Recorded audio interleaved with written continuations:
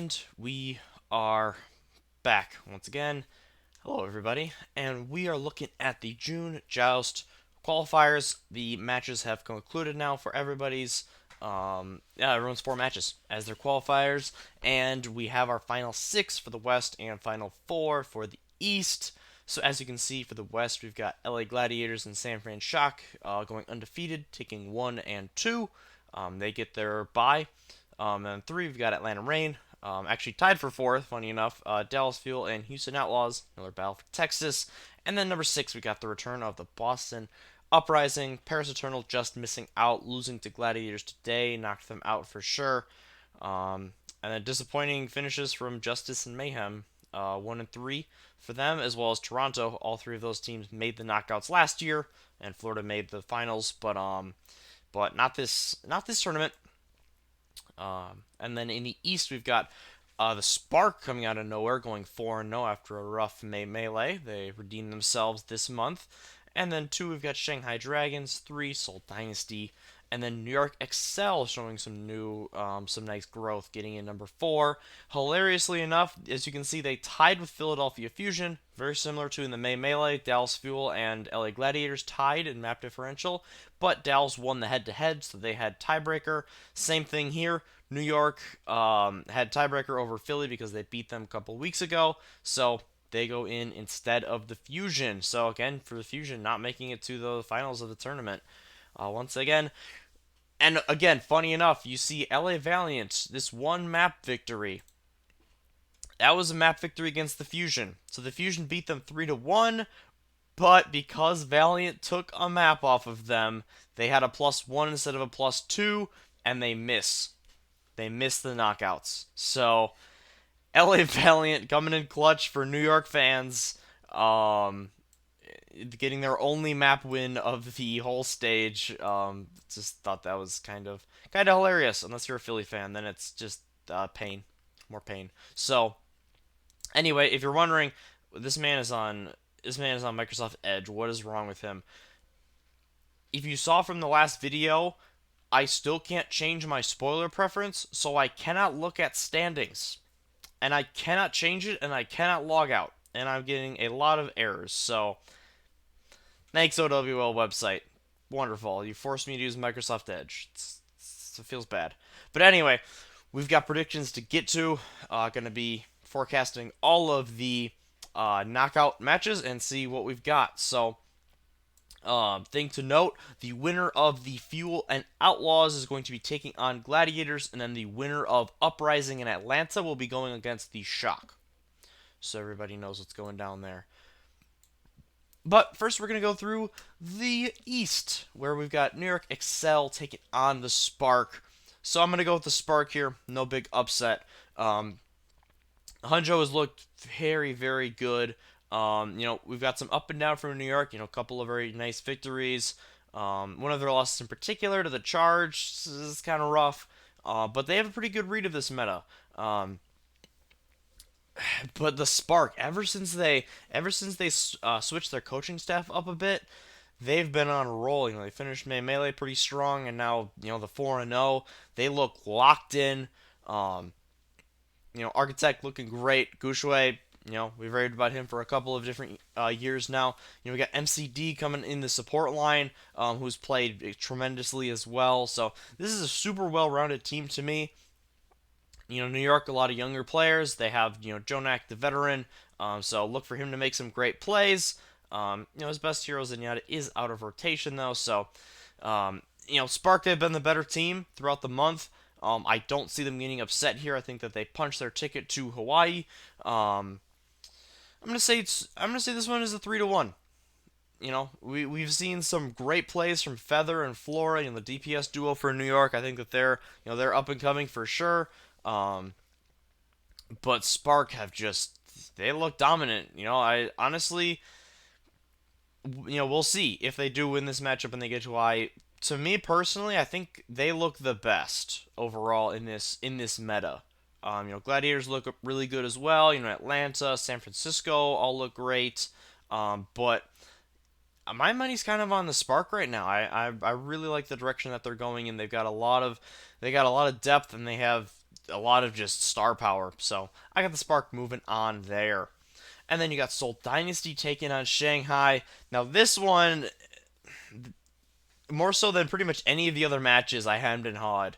Um, Overall, my read of the last few matches, Seoul has played a little bit better. I think Prophet's really coming into his own on the Echo. Man, performance from the tank line has been extremely good.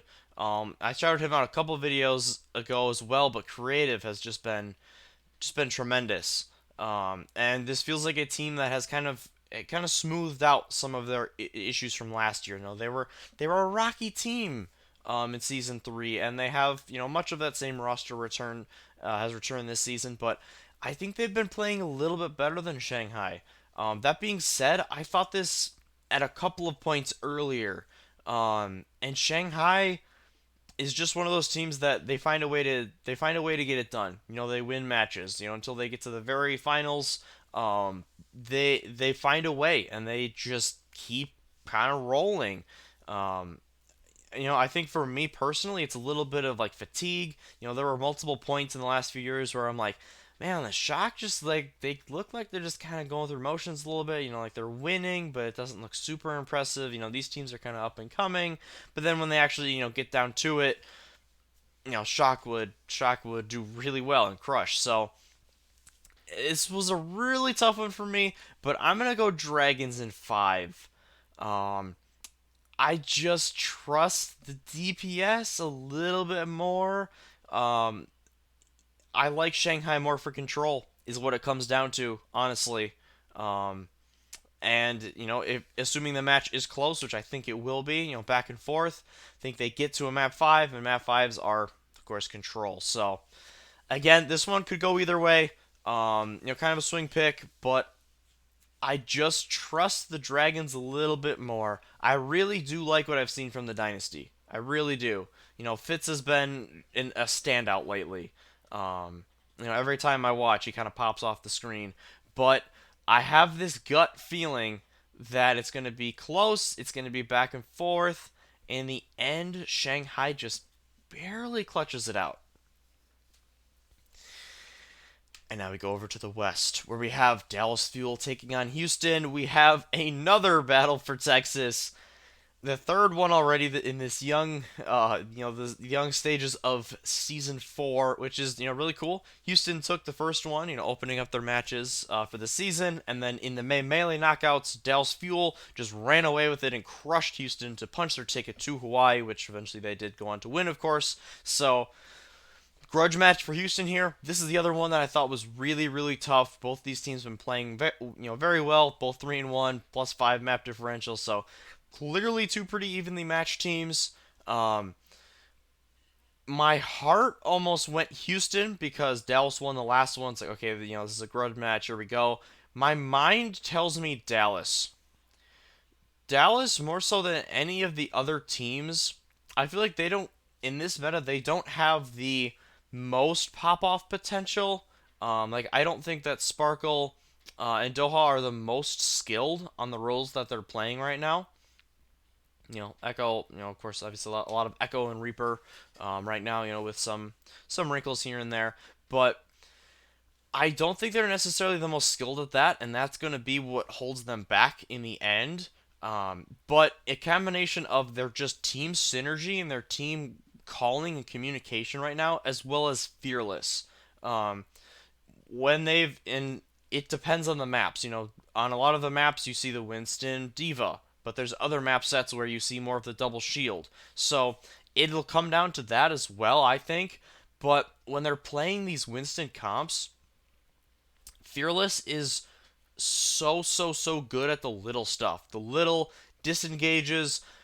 It's really a lot of these fights that you see. It comes down to which Moira gets coalescence first, and then if a Winston goes down. Because a lot of times if one team gets to coalescence 3, 4, 5 seconds before the other team can get to one, they're gonna pop it, and then it's going to come down to can they kill the Winston. If they kill the Winston, then they win the team fight. If they don't kill the Winston, the other Moira is going to finish getting her coalescence, and she is going to, pop it as the other one's running out. and then the other Winston's going to die, and the team that pop Coalescence first is going to be screwed. That's how a lot of the neutral fights go in this mirror. Obviously there are things that can change variably.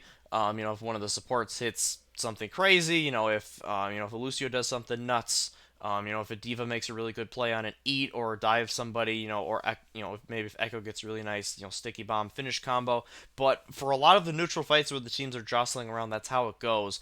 And Fearless is, like I said, he's so good at maintaining support sight lines, tracking everything. Whether it's his bubble, his jump, his health, the other team's positioning. He's absolutely elite, and that gives Dallas a slight edge. I thought it was pretty telling in their match against Vancouver, where the teams looked kind of even at points, but Dallas was always better at focusing down targets and disengaging, and also as well as using ults. But it just comes down to team coordination, cohesion, and comms. And I think right now Dallas is doing that better than basically any team. The friendship memes obviously, are there. Um, and I think it's closer than the last one. I don't think Dallas blows them away by any means. I think Houston makes it close, especially if we see some double shield. I think that's a little more suited to Houston's play style than Dallas. So, like I said, map pool is definitely going to play a factor in this one, but in a close one, I do think that Dallas ends up getting it done. Then you got Boston versus Atlanta. So Boston won their first two, did lose their last two, but they were competitive. They still look really solid. Atlanta looking real good. They lost to Gladiators, but won their other three matches. So, two also very strong teams. I think we had a very, very strong, deserving field this time. I wouldn't be surprised if any of these teams, made it through these whole knockouts. So, I'm gonna go with Atlanta here. Um, I think that their play style, again, if we see more double shield, I really like Atlanta's chances. If we see more of the Winston Diva, I think it's closer. I would still give Atlanta a slight edge. Um, Pelican, man, Pelican is honestly the tipping point for me in this. Valentine and I'm 37 have performed well. Proud of what they've done.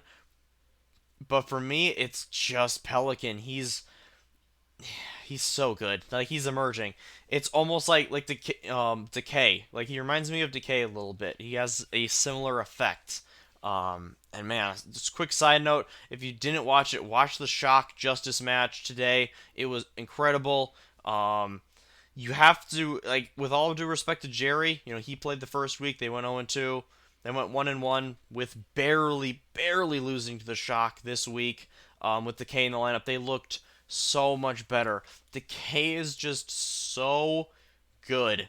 Like a lot of times Reapers aren't really the difference makers. You see more of the Echo and the tanks. Obviously the supports with their alt management. But oh my gosh, did he just completely outshine Striker, who's obviously an amazing DPS himself. So Justice, I know Jerry's great. We love Jerry.